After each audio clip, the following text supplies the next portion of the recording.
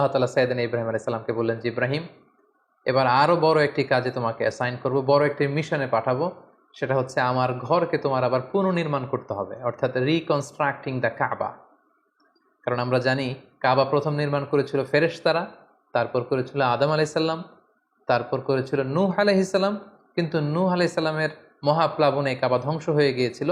সেটাকে আবার পুনর্নির্মাণের জন্য আল্লাহ তাআলা সাইয়েদনা ইব্রাহিম আলাইহিস সালামকে বললেন, আবার মাইগ্রেট করো ফ্রম প্যালেস্টাইন টু মক্কা। আমরা যদি সাইয়েদনা ইব্রাহিম আলাইহিস সালামের জীবনী দেখি, কতবার যে তিনি মক্কা থেকে ফিলিস্তিনে এসেছেন, আবার ফিলিস্তিন থেকে 1200 কিলোমিটার পথ পাড়ি দিয়ে তিনি মক্কায় গিয়েছেন, তার কোনো ইয়ত্তা নেই। তিনি কাবা নির্মাণের জন্য গেলেন এবং সন্তান ইসমাইলকে নিয়ে কাবা নির্মাণ করলেন। আল্লাহ তাআলা বললেন, ওয়াইদ বাওয়া'না লিইব্রাহিমা মাকানাল বাইত।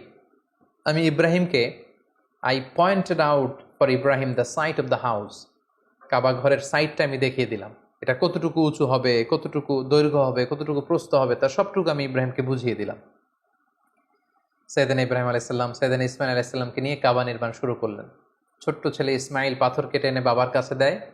বাবা ইব্রাহিম আলাইহিস সালাম রাজমিস্ত্রির ভূমিকায় অবতীর্ণ হলেন। তিনি নিজ হাতে আল্লাহ তাআলার ঘর কাবা তিনি নির্মাণ করতে শুরু করলেন।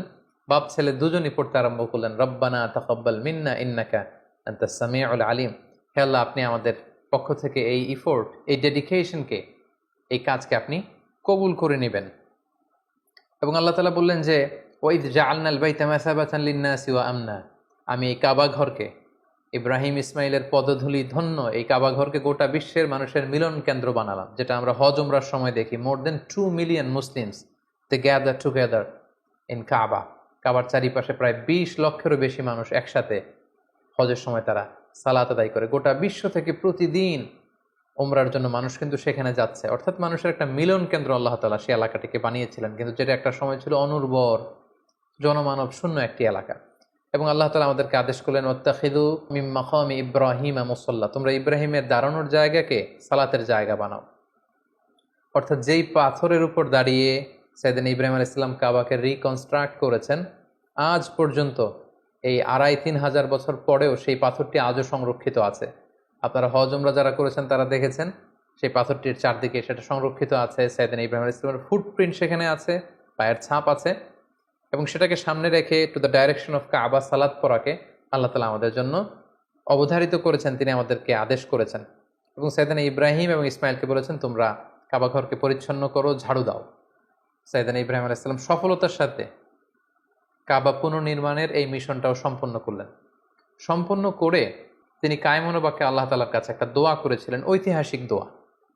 তিনি বলেছিলেন, রব্বানা ওয়াবআথ ফীহিম রাসূলান। হে আল্লাহ, এই মক্কায় আপনি একজন রসুল পাঠাবেন, ইয়াতলু আলাইহিম আয়াতিক, যে আপনার আয়াত তেলাওয়াত করবে, ওয়া ইউআল্লিমুহুমুল কিতাবা ওয়াল হিকমা, এবং এই এলাকাবাসীদেরকে তিনি আপনার কিতাব শিক্ষা দিবে, সুন্নাহ শিক্ষা দিবে, ওয়া ইউযাক্কিহিম, তাদেরকে পরিচ্ছন্ন করবে, ইন্নাকা আনতাল আজিজুল হাকিম, আপনি মহাপরাক্রমশালী, আপনি প্রজ্ঞাময়। এই বরকতপূর্ণ দোয়ার বদৌলতে বেসিক্যালি আল্লাহ তাআলা আখিরি জামানার পয়গম্বর বিশ্বনবী মুহাম্মদুর রাসূলুল্লাহ সাল্লাল্লাহু আলাইহি সাল্লামকে প্রায় 2500 বছর পরে মক্কায় শেষ নবীর আগমন ঘটে। এবং আল্লাহ রাসূল সাল্লাল্লাহু আলাইহি ওয়াসাল্লাম তিনি বলতেন, আনা দাওয়াতু আবি ইব্রাহিম, আমি হচ্ছে আমার বাবা ইব্রাহিমের দোয়ার ফসল। ওনার দোয়ার বদৌলতেই আল্লাহ তাআলা আমাকে এই পৃথিবীতে শেষ নবী করে পাঠিয়েছেন। একেবারে শেষ পর্যায়ে আল্লাহ তাআলা ইব্রাহিমকে বললেন যে, ইব্রাহিম, তুমি মক্কা ছেড়ে যাওয়ার আগে মক্কাতে একটি ঘোষণা দাও, ঐতিহাসিক ঘোষণা, বিগ অ্যানাউন্সমেন্ট। সেটা কিসের ঘোষণা? সেটা হচ্ছে হজের ঘোষণা।